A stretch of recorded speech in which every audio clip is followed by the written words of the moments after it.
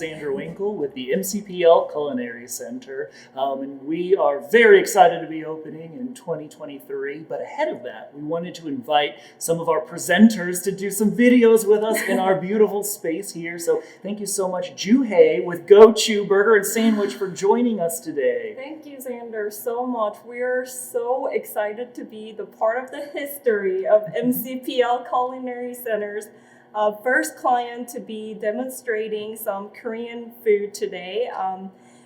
Go Chew Burger and Sandwich is Kansas City's first and only Korean-American fast food delivery, soon to be a food truck service. The food truck is coming pretty soon. So today we want to make bulgogi, a very classic Korean dish. I have a very simplified version of that, so it's going to be super fun and easy. Ooh, I'm excited. I love bulgogi. But for folks who maybe have not tried it before, what is bulgogi? Bulgogi is a classic Korean dish originated 2,000 years ago. So when it was really, the beef was very expensive back then, so it was only served to kings and queens. So it's a royal food. More recently, a lot of people started enjoying, and because of that sweet and savory sauce that it's very ubiquitous, it's been going global. And bulgogi, really what it is bul means fire, and gogi means meat. So combined together, it's basically fire meat. What does fire meat make you think of? Grill. Like, yes. That's immediately, I can kind of smell it even. Yeah, so it's Korean barbecue. How it originated, we did an open fire, like how Kansas City barbecues are made. Over time, the phrase bulgogi started meaning more about the flavor, that the sauce that we start putting on the barbecue meat, and bulgogi itself became a flavor like a sauce.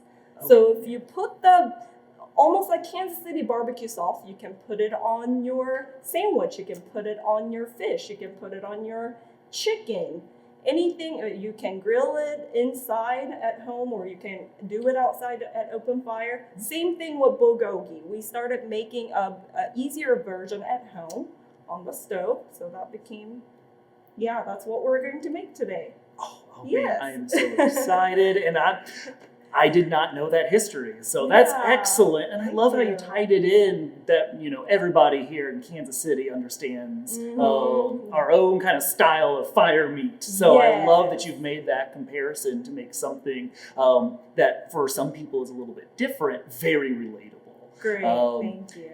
I want to ask too, kind of about how'd you get into the business now of taking your skills in cuisine and starting the pop-ups and the food truck? Yes. 10 years ago, I came to Kansas City as an exchange student. I was supposed to be here for a semester, but 10 years later, I'm still here because I love everyone that I met here. I love Kansas City. I'm from a big city in South Korea called Seoul. And my grandma comes from a very a town in Korea that's very famous for cooking, just food in general. They make amazing bulgogi sauce, and how we make bulgogi, we have 16 or 17 different ingredients just in the sauce. And I just sat down and thought, how do I make this easier? And I didn't have an access to all the grocery store that has Asian groceries. So I went to Walmart and kept looking, what can I use? And I came up with this simplified bulgogi sauce. When I made it, it was a hit. Everybody loved it. I was so thankful that it worked. So I kept that recipe till now. And now I'm a healthcare worker, but when I introduce myself to my patients as I'm from Korea, everybody asks about Korean food. So decided to go take that chance and go in a food truck business, to deliver some awesome Korean food for people. I love that. You've got that very clear, there's got to be a better way moment. Like, we've got to be able to make this simpler and make this more accessible to folks. Yeah. So I love that. Yes. What were some of the challenges getting the business going? Just because it was so new to even think about starting a business, starting an LLC, just not knowing a lot of people in this area. And that's where I got to go to a food truck seminar with you guys at MCPL Culinary Center. And I've learned so much that day, and I met the exact people that I needed to meet. I'm here now because thanks to you guys, we're up and running, we're going, and we're gonna do great things. I love it so much. So I love that story, and thank you so much for sharing that. I guess we can take just a transition. Yeah. What questions do you have for me for the Culinary Center? Well, you guys have a wonderful brand new facility here. It gives me so much energy just being here. What kind of courses and classes are we anticipating to see here? Sure thing. No, excellent question. And we get this a lot, because there's so much that you can do with food. We really needed to narrow down on, what really connects with the mission of the library.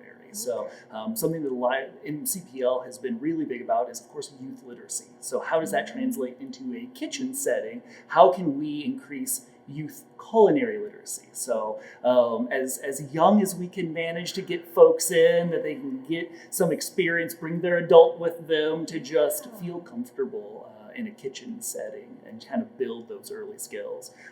We also want to have just cooking essentials. A big one that we get a lot of requests for, just simple knife skills. How to safely and efficiently cut, dice, and slice, but other, like we were talking about sauces, just how that really elevates a dish. So just learning about the fundamentals of sauces or spices or those cooking essentials.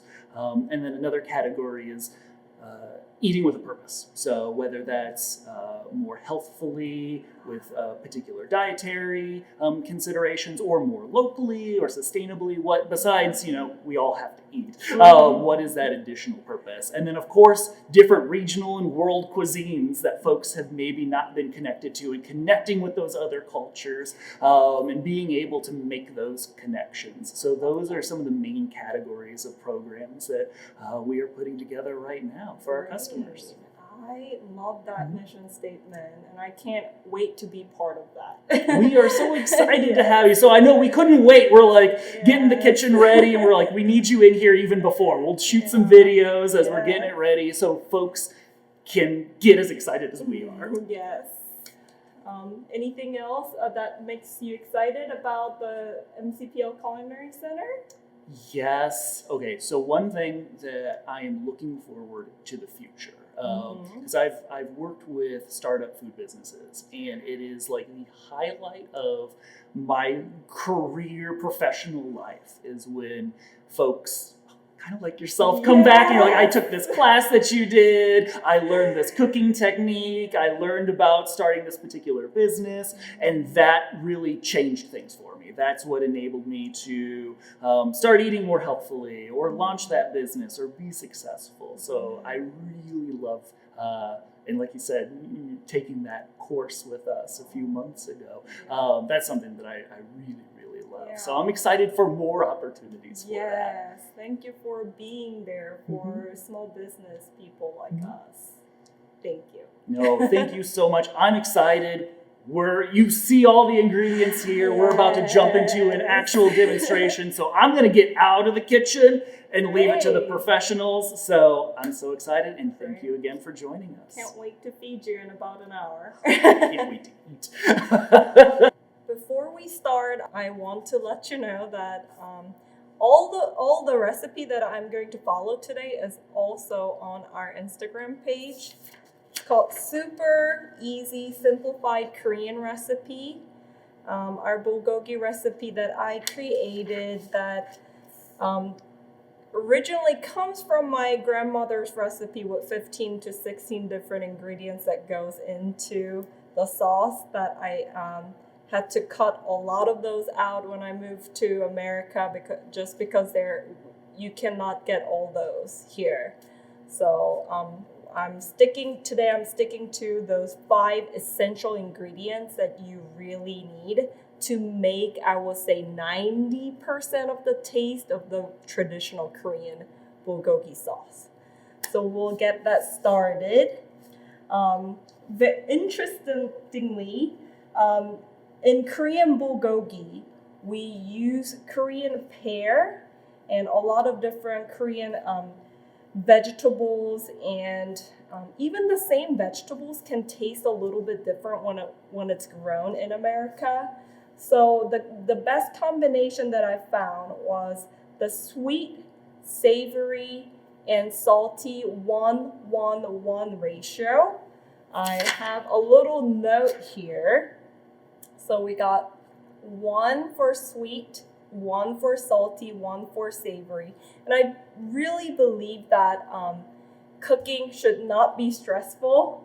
So I do not think it is very important to measure everything into detail. So if you can just grab any measurement, if you want to be exact, like what I do when I'm making food for my food truck, I always use a scale because that's the best way to measure things. However, if that's too stressful and you don't have a measuring cup, you don't have to get one. You just need a scoop, spoon. Let's see.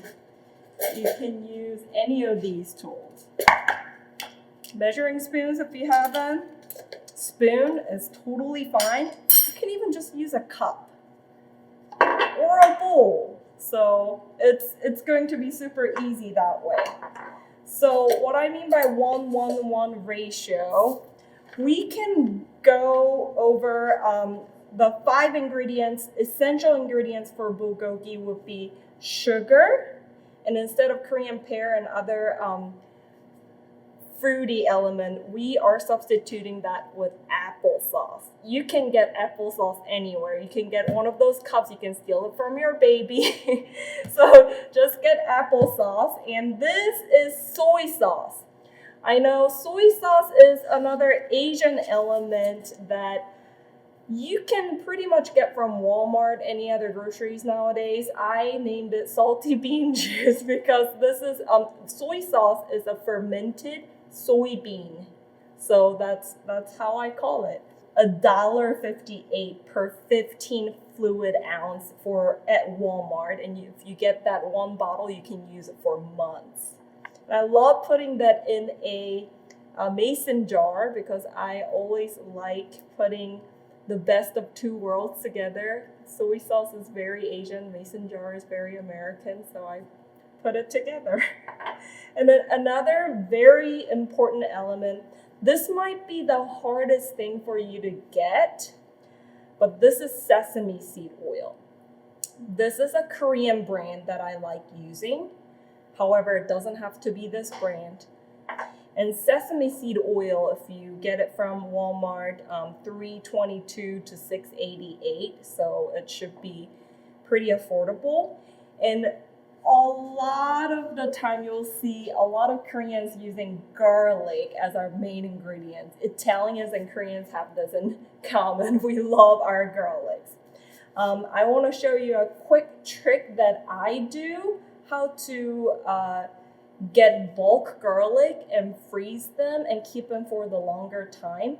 But if you don't want to go into all that, garlic powder's fine. It should make the similar taste tone to it. So saying of that, this is what I do.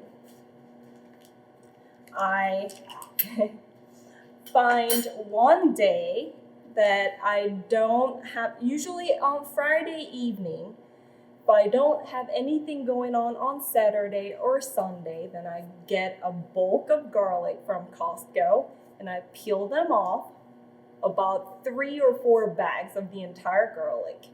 And then I put them in the blender and I mix them. So they're blended, so it's going to look something like this. So it's mushy, it's not chopped, but blended. What would you call that? Like minced. So you're making your own minced garlic, and you put it inside a freezable Ziploc bag like this. And I'm gonna come over here, And this is what I do. You get the air out as much as you can, because when air touch food, that's when it starts oxidizing and that things can start going bad. So this is what you want to do. You want to make it flat like this. And then using the back of your knife, not the front of your knife, back of your knife, you want to just go over like this, making blocks. We're making blocks just to get some grooves in it, however you want it. So there are some little chunk and a big one, however you want it. And just like this goes straight inside a freezer. So that's going to freeze the minced garlic. And when you're ready to use a block of garlic, you just get them out. It will be rock hard. You just break them up like that, get them out, throw it in your soup, throw it in your pasta. That's it. I get a year worth of garlic that way, and I don't have to peel garlics and do that every time I make food. So that's a good tip that I wanted to share with you today. The second tip I want to show you for cutting onions. I know in our sauces, I didn't say onion is one of our ingredients. It doesn't go in today's easy recipe, but onion is another good herb that you can add. We call that, in Asia, we call onions and garlics as, we consider them as herbs. So I know it can be very frustrating because onion peels get everywhere. And sometimes onions start growing black mold, and this is the trick that I do. I separate the onion that I'm gonna cut, and I put this inside a grocery bag. And not using the knife that I'm gonna cut other ingredients, I use a different knife I didn't bring it, cut inside the grocery bag. So what I'm doing inside, I'm cutting the edge here and the roots part here. So that's going to look like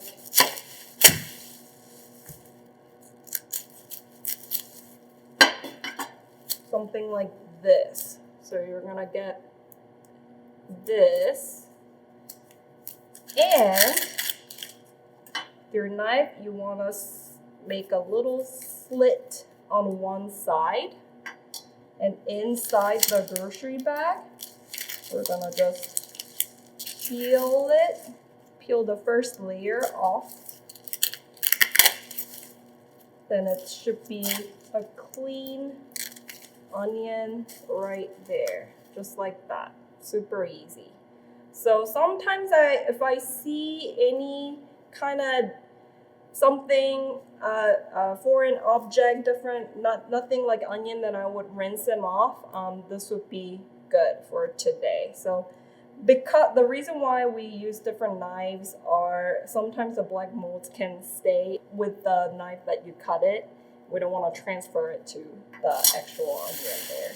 If you're cutting a lot of onions, there's a sulfur compounds to onions, so your eyes can sting. A cool trick that you can use, you can have some candles going, because that will dissolve that sulfur element in the air, so your eyes won't get so they have that burning sensation to it. Or when I'm cutting a lot of onions, this is what I use. I use my swimming goggles. My eyesight's bad, so I have a specialized prescribed swimming goggle that I use to cut a lot of onions. So that's another good tip. Another thing to know about onion is that if you cut and dice thinly, when you're putting that into a soup or with other food, it can have more onion taste in the food. But if you like the crunchiness of the onions, you would want to cut them a little bit bigger, maybe in wedges. I love cutting them in wedges because I love that crunchiness. So what I do, I cut them in half and I go like this. Then so this would be a perfect slices of onions that you can put in bulgogi. You don't have to put onions. I just love onions, so I'm going to put it in my bulgogi today. Let's get back to the sauces. We're going to make sauces now. So we're going back to the cheat sheet. For sweet element, we have our sugar and applesauce. For the salty element, we got the soy sauce. And for the savory, we got the sesame seed oil and the garlic powder today. You can play with the ratio however you want it, depending on your taste, your preference. I found out this ratio works for me. So what I would do, I'm going to actually use this measuring spoon today and make some sauces in this bowl. So what I mean by 3 sugar and 1 applesauce is that I'm gonna put 3 spoonfuls of sugar.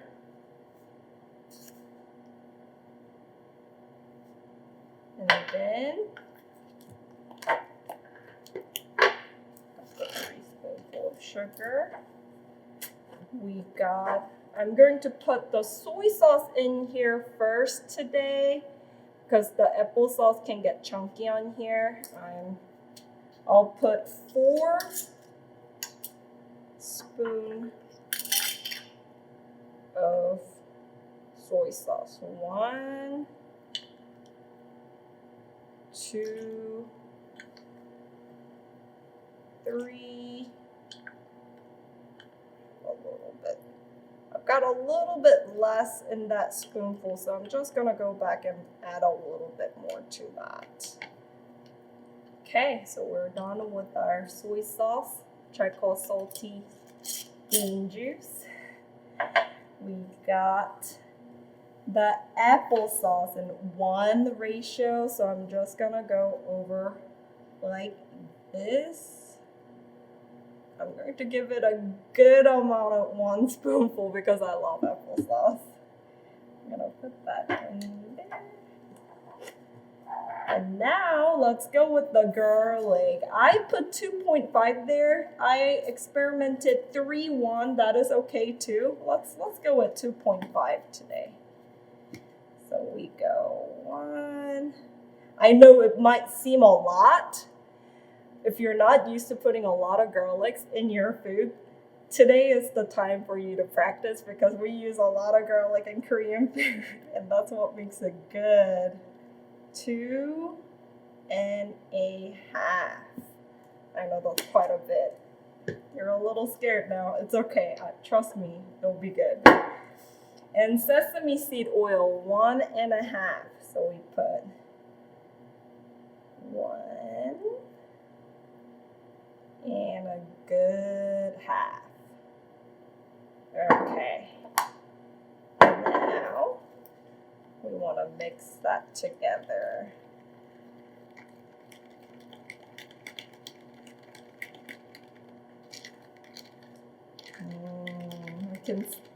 When the garlic powder and the sesame seed oil meets soy sauce, the smell, you can already start smelling that Korean bulgogi sauce.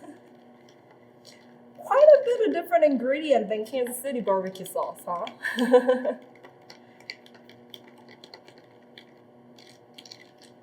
Okay, so the consistency comes to about like this. Pretty thick.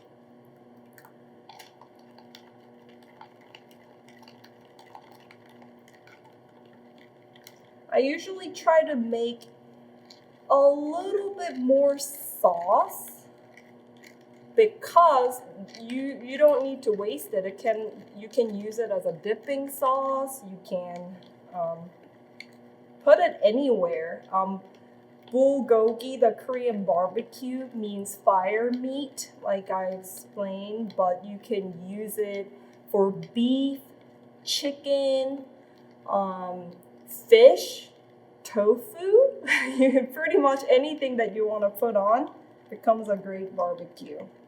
So we're gonna let the sauce sit for a little bit, and I'm gonna explain how I got to using a ground beef for barbecue today. So the first time I cooked bulgogi, Korean barbecue, it was in Warrensburg, and in America, the first time I cooked was, we were, as an exchange student, you don't have a lot of money and you want to feed a lot of people, a lot of American friends that you just met. And I went to Walmart and saw how cheap the ground beef was. So I started making bulgogi with ground beef. We usually make it with short ribs and different types of very fancy cuts of beef. Of course, that will enhance the flavor, it will make it better. I realized over time that the ground beef has a lot of the grooves that it soaks up all of the goodness of the Korean sauce, and it works just fine. So if you have leftover meat after you made chili or burgers, then it's perfect because the sauces will just mask anything that you have in there. Just want to pour the sauce in here. And this is really up to you, the ratio of how you put the ratio of the meat and the sauce. If you really like strong flavors like I do, I just put quite a bit of sauce in there. And you see the sauce and the meat ratio there. You can stick to somewhere around 3 for meat and 2 for sauce. You can even go 1-1. Anywhere in between would be good. So you want to now mix it really good. In your sauce, in your ground beef. One thing that you don't want to do, you don't want to play it like it's Play-Doh, because there is fiber in this protein. If you start doing that, it will start becoming more like a meatloaf. It just becomes a little bit chewy. The meat becomes chewy. So we just want to get the sauce molecules all the way combined. Okay, that looks really good right there. So what I usually do, I let this sit in the fridge for a little bit. It would be good if you have time for about 6 hours. I know you don't want to wait that long. It doesn't have to be. Maybe 30 minutes, 10 minutes is acceptable. And if you really don't have a lot of time, it is okay to start cooking the ground beef on the pan while pouring the sauce in. What that does, you want to kind of let the meat sit on your pan a little bit to start creating that a little bit of the char, what we call the Maillard reaction. So that gives the meat a very good meaty taste, and you can start pouring the sauce in that way. It will taste a little bit different from when you marinate it and let it sit for a little bit. This would be more like a traditional Korean barbecue, but if you go straight to the pan, start cooking the meat and pour the sauce in, that would be acceptable. That would be pretty good too. More of an American style, I would say. Whatever works for you. Cooking should never be stressful. So we have just marinated our beautiful bulgogi here, but I cannot make the time go by faster, and I actually have pre-marinated that sat for 6 hours here. So let's have this pre-marinated bulgogi going on the pan. Now we're starting to hear the sizzle a little bit. We want to hear that. It's okay. Don't be so stressed out about the temperature of the pan. However, soy sauce and sugar can burn. When it's combined with the ground beef, it has the fat in it, so it should be okay. Usually that keeps it from burning, but just be conscious not to put it in on very high heat. Since the ground beef tends to have a lot of fat and the sauce is liquid, you don't necessarily have to grease the pan, so it's convenient. It's super easy. It goes straight on the pan. You can already see the bulgogi sauce oozing out and start boiling. Oh my gosh, that does smell good. Making me hungry. Want to make it flat all over. We're going to put the onions a little bit later. If you like the taste of the onion, the aroma inside the juice of it, you can put it earlier. If you like the texture, the crunchiness of onion, you want to put it later. I like the latter, so I'm going to wait a little bit. You're curious now, what are all these food in front of us? Not the bulgogi, but all the things that's going to carry bulgogi as vessels.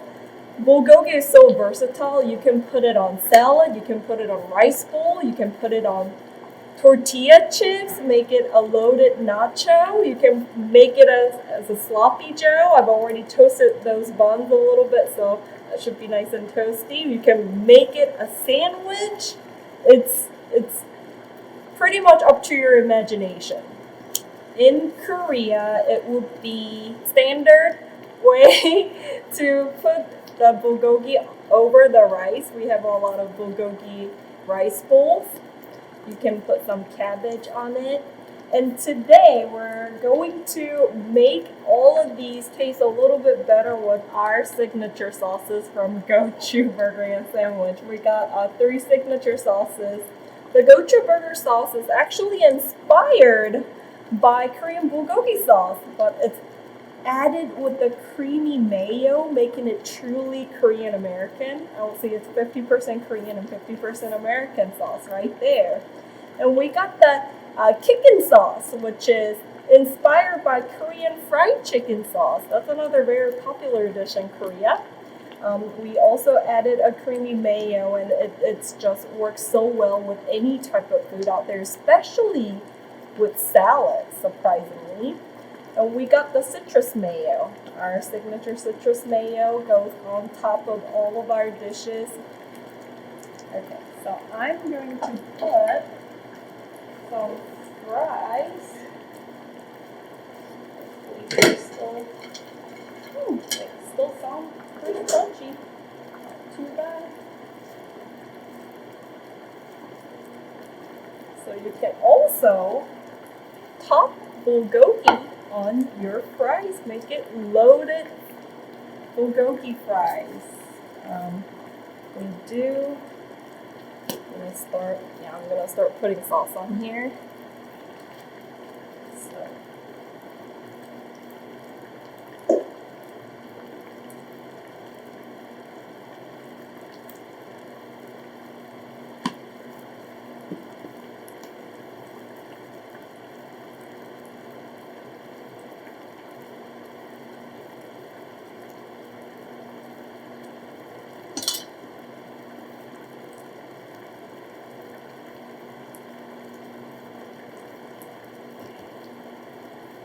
The same thing with all the. Let's look at the bulgogi a little bit. So now I think it's time for us to fold. Yeah, it's cooking very nicely. Ooh, yes. So we want to break apart any ground beef that's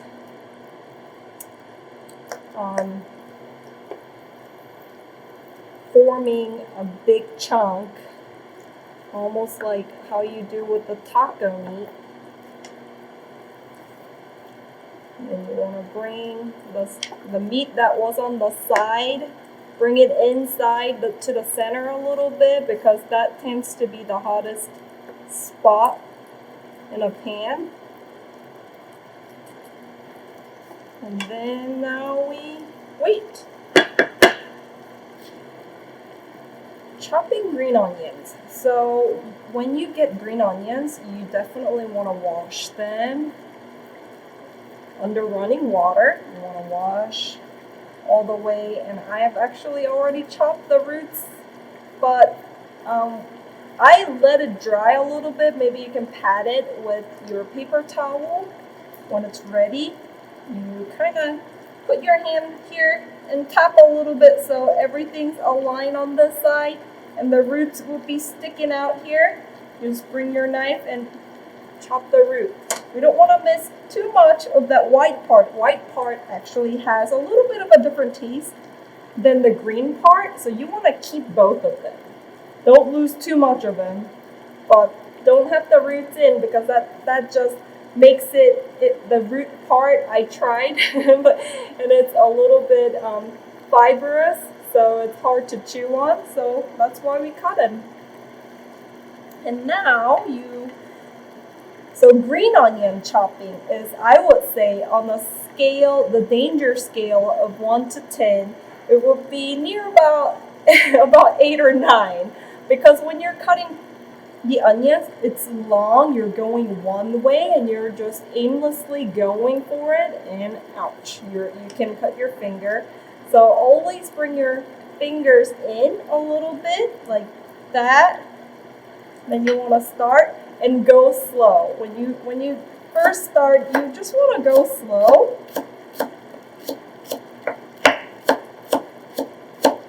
And then when it gets close, look and bring your hand back and keep going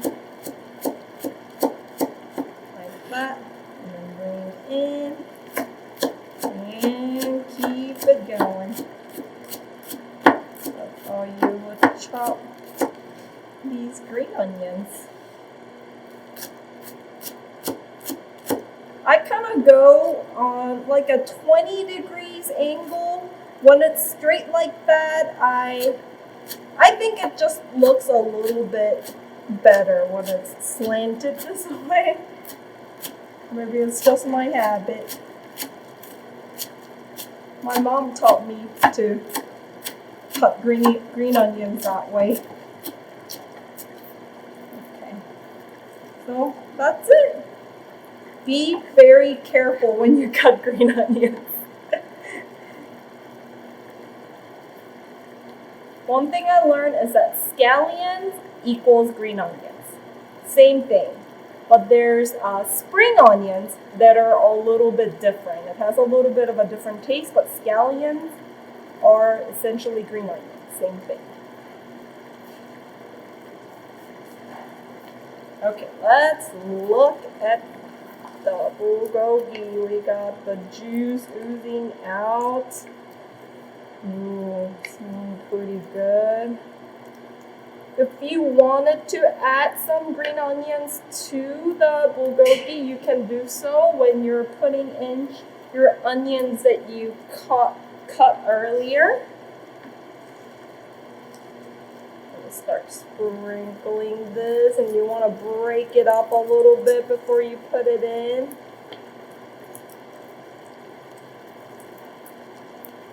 Just like that, and then you can break it up with your spatula too.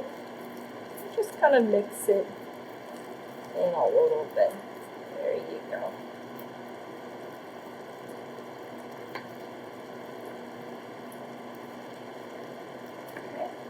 But if you're not a vegetable person, you don't have to put any veggies in. It still qualifies as bulgogi.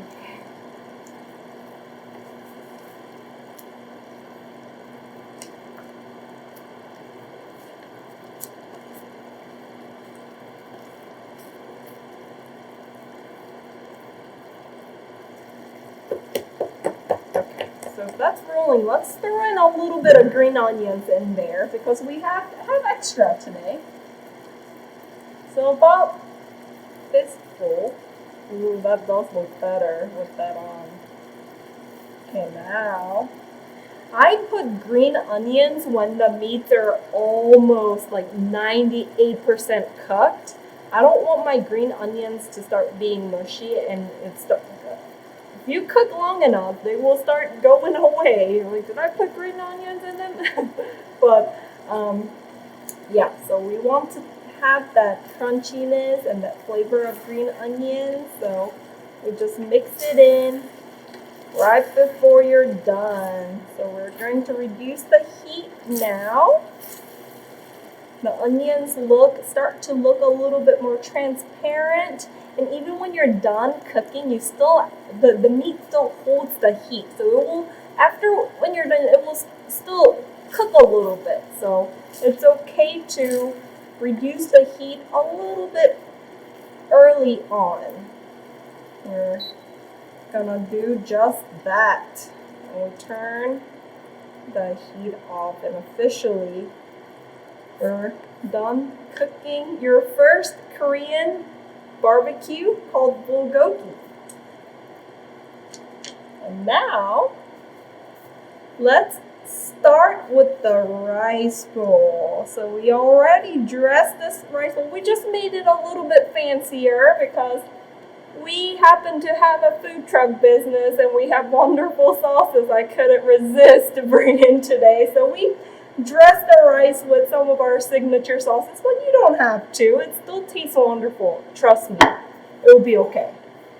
If you have any spatula that has a little bit of hole to drain that fat a little bit or juice a little bit, that's totally fine. And you just drizzle over your rice bowl like that. Get some onions in there. And what I would do, I would actually get some more green onions. Chop a little finely. Just go sprinkle a little bit. I wanted to do this. There you go. And then if you are feeling like you want to go fancier, you can get these toasted sesame seeds. They look like this. This is the black one. This is just your regular sesame seed crushed, and it's actually with a little bit of salt too, so it adds to some flavor. So you just top that off like this, and you're done with your bulgogi rice bowl. So I'm gonna put this one over here. And if you're feeling fusion tonight, then you can always make a sandwich out of bulgogi. So earlier I dressed lime mayo inside this hot dog bun, a little bit smaller than the hoagie buns that we use at the food truck. And we put some cabbage there, shredded cabbage, and you want to get some good amount of bulgogi in here, and you want to just put in nicely. What we usually do here, we also top that off with the citrus mayo, just a little bit more to give it a little bit more. If you wanted to, let's try the black sesame seeds on there. So that's what it would look like right there. Put it right over here. And earlier we toasted the buns for the sloppy Joe sandwich. And I had some pickled onions in here with the signature gochujang sauce as well. We want to put some bulgogi. That's okay. This is called sloppy Joe. We need to be sloppy. I'm gonna get some bits that doesn't have a lot of onions because we already have onion in here. Just top it off like that. That's your sloppy Joe. There you go. Then we've got the signature messy fries, and we're going to load it up with bulgogi. It's time Okay.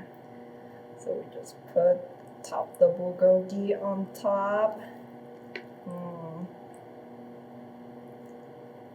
I want to get some more onions on there. There you go. And then top it off with generous amount of green onions here. The more grease a dish has, it goes so well with herbs like onions and green onions. So I would go generous on this one because fries tend to have that grease. And now we're moving on to a very experimental menu, a tortilla chips. We're gonna make loaded nacho. We're gonna put bulgogi right in the middle. Some juice there too. I made this for some parties when I invite my friends, and nobody said they don't like it. So there we go. And then I want to put some sesame seeds on that one. And you know what? I should have gone with the shredded cheese on this one first. I forgot, but it's never too late. Let's put some cheese on here. Yeah. So when you use shredded cheese, when the meat is still hot, it will melt the shredded cheese. We waited a little bit, so we'll see if that's going to melt. That's how I like it. I'm just gonna go a little bit more with these. Now I want the color to pop, so I'm going to put some black sesame seed on there. And now we got two different kinds of salads. Ooh, these are actually my favorite combination with bulgogi because in Korea, almost like when you use like a taco shell to build a taco, we do that in Korea with lettuce wrap. So we have something called sam. We put rice in the sam, lettuce wrap, and we put bulgogi. We can put other type of meat, and we put our sauces in there. Make it a bite-sized lettuce wrap, and we put everything in your mouth, and that's the flavor tone that the salad has. So that kind of reminds me of that. So it's a perfect combination with the salad too. I know you might be thinking barbecue on salad, but trust me, try it. it's my favorite. So we want to put top these bulgogi, and then top both of these with scallions or green onions. And I think that looks good right there. That is our variety of different dishes that you can make with bulgogi. Well, thank you for following along. If you have any questions, we have this recipe on our Go-To Burger and Sandwich Instagram page, Facebook page. We have all the details on this easy bulgogi recipe. Share us some of your thoughts. Share your pictures. What did you come up with? Did you come up with something else other than all these combinations? I would love to see. So, well, thank you for following along. We'll be out there starting in Independence, Kansas City, Blue Springs, hopefully Lee Summit, to everywhere that you can possibly think of in Kansas City metro area. So if you'd like to see where we're going to pop up next, go ahead and go to go-chew.com. There's an email sign up. If you want to put your email, we'll send you some coupons. And if you mention that you saw us from MCPL Culinary Program, then fantastic. We'll throw in some more free snacks for you. So please come by and check us out. I'm excited to feed you guys all. Thank you.